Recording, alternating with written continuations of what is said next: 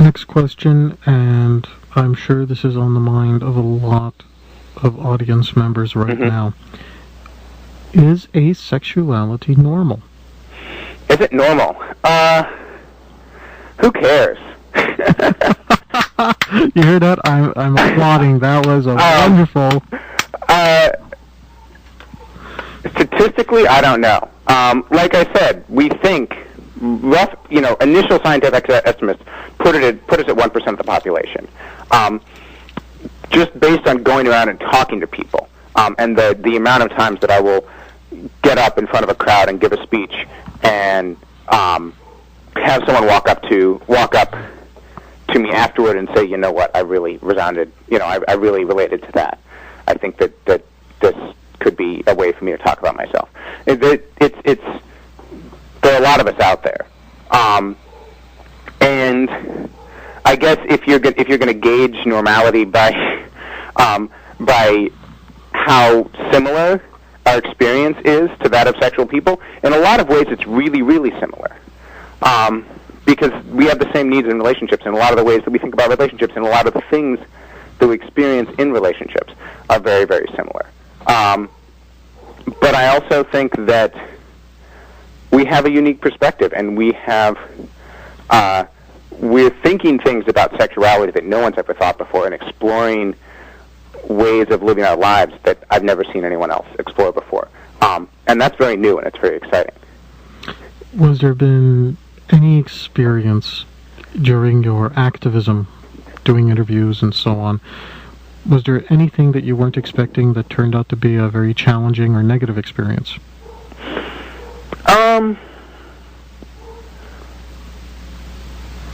Not really. The nice thing about, one of the interesting things about being asexual, I've found, is that people are really, really curious about it. So I've had discussions, as soon as I started coming out to people when I was in college, I just started having these long, intense discussions about asexuality all the time with tons of different people. And when you've had that discussion a certain number of times, you just know it back to front. And so I rarely find that I'll get things that completely surprise me. Though I've had some tough interviews. I was just on The View, which is this show on ABC. That was kind of intense, but for the most part, it's.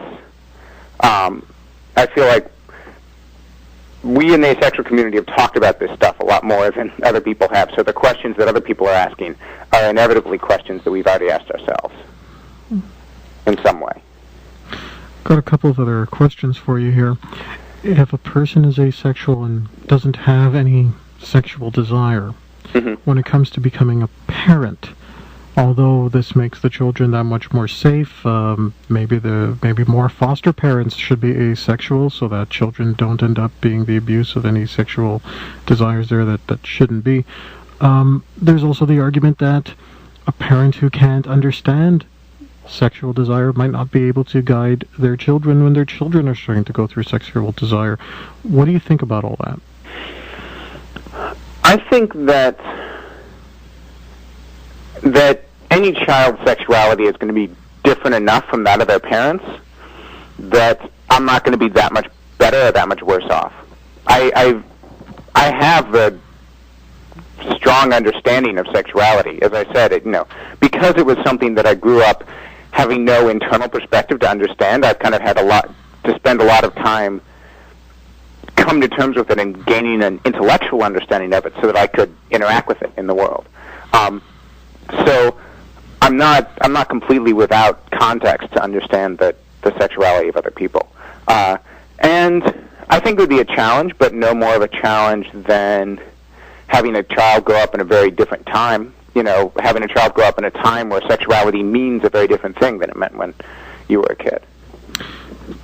If a person is unable to feel sexual desires, can they recognize when someone else is flirting with them or making advances? Oh, yeah. Well, so you wouldn't depends on how heads up they are, but I definitely can. And when I was young and naive, I used to shy away from that.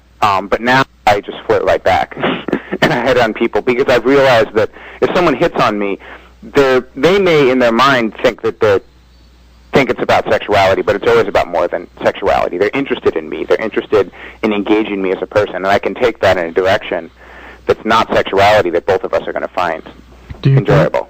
Do you think that people are more likely to be attracted to you because you're asexual, because you don't give off any sort of sexual vibe? I have no idea. I think of myself as a reasonably attractive person, but I don't have a basis of comparison. And one last question: if someone once felt sexual feelings and due to a bad experience has shut off all of their emotions, sexual emotions, would that qualify them as asexual? Well, if I guess alluded to this earlier. If someone comes to the website and identifies as asexual, they're asexual. We don't go through and label people. We don't say you're really asexual and you're not. So if they came to the website and they identified with what we were talking about and they decided to start calling themselves asexual, then yeah, so we would acknowledge them as asexual. So it's not something they're born with necessarily. Most asexual people have been asexual for their entire lives, don't have a traumatic experience associated with sexuality, and haven't changed. You know, we have people in their 60s, their 70s, and down to their teens. There's a huge age range. So I would say that the majority of asexual people have been born this way, but as I said, there's no hard scientific data. That person, though, that you were talking about, someone who's emotionally closed off, and that's why they're avoiding sexuality. If that person comes to the community and identifies as asexual, we won't tell them, you know, oh no, you're just emotionally closed off, you really need to be exploring sex. We will challenge them.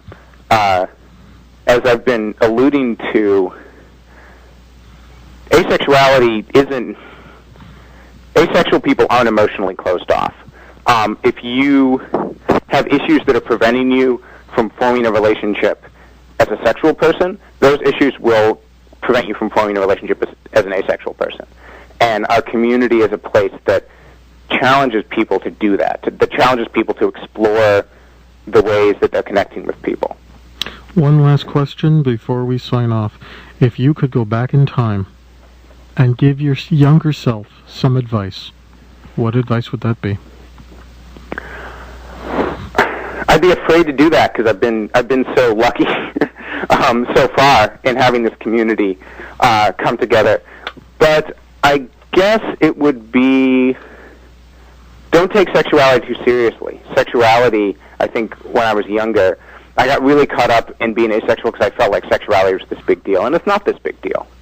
The liberating thing for me about being asexual has been realizing that for some people sex matters a lot. For me, it doesn't have to matter at all. David, it's been absolutely wonderful having you here on Frank Talks. Okay. And we certainly hope that you'll be tuning in and that we invite you back to come and be interviewed in the future. Oh, well, thank you very much. Can you give us your contact information one more time for our audience? The website is www.asexuality.org. If anyone wants to send me an email, they can email me at webmaster@asexuality.org. You're listening to Frank Talks Pleasures and Lifestyles. Frank Talks is sponsored in part by Everything Out of Her Mouth is a Test, a man's guide to the emotional needs of women. Ladies, does your man squash your inner vixen? When you ask him to repeat what you have just said to him, does he look at you like a deer caught in the headlights? Does he think that leaving the game on while you talk to him is a good idea? Is his favorite phrase, "Yes, dear, you are absolutely right"? Does wife or girlfriend mean boring and dull to him? Ladies, don't you wish that he knows what you mean when you ask him if you look fat? Then you need to buy him the book, Everything Out of Her Mouth is a Test, a man's guide to the emotional needs of women. On sale now at franktalks.com.